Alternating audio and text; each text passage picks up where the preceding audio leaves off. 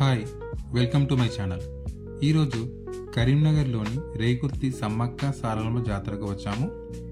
ఇప్పుడు time morning 6 అవుతుంది. ఇంకా జనమైతే ఎక్కువగా లేరు. నిన్న సాయంత్రానికి అమ్మవారిని గద్దెలపై ప్రతిష్ఠించారు.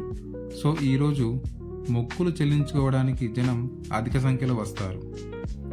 మార్నింగ్ టైంలో భక్తుల రద్దీ తక్కువగా ఉంటుంది కాబట్టి దర్శనం చేసుకోవడానికి, మొక్కులు చెల్లించుకోవడానికి ఇది తగిన సమయం.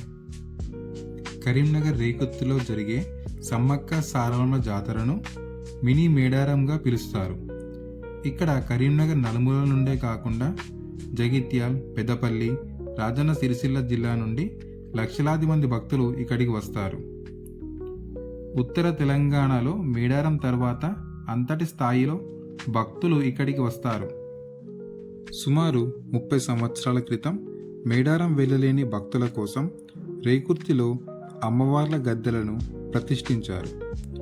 మేడారం జాతర జరిగినట్టే ఇక్కడ కూడా 2 ఏళ్లకు ఒకసారి అత్యంత వైభవంగా జాతర నిర్వహిస్తారు.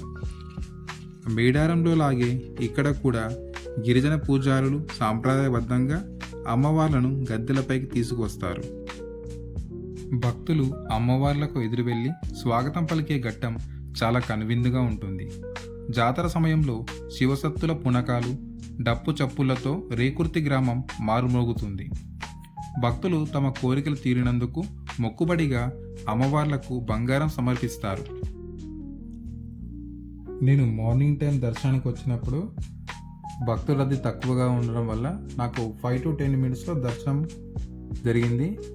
సెకండ్ టైం వచ్చినప్పుడు భక్తుల రద్దీ ఎక్కువగా ఉంది. సో నాకు 1 hour టైం పట్టింది దర్శనానికి. సో ఇప్పుడు చూడండి, ఇంకా భక్తుల రద్దీ ఎక్కువగా ఉంది.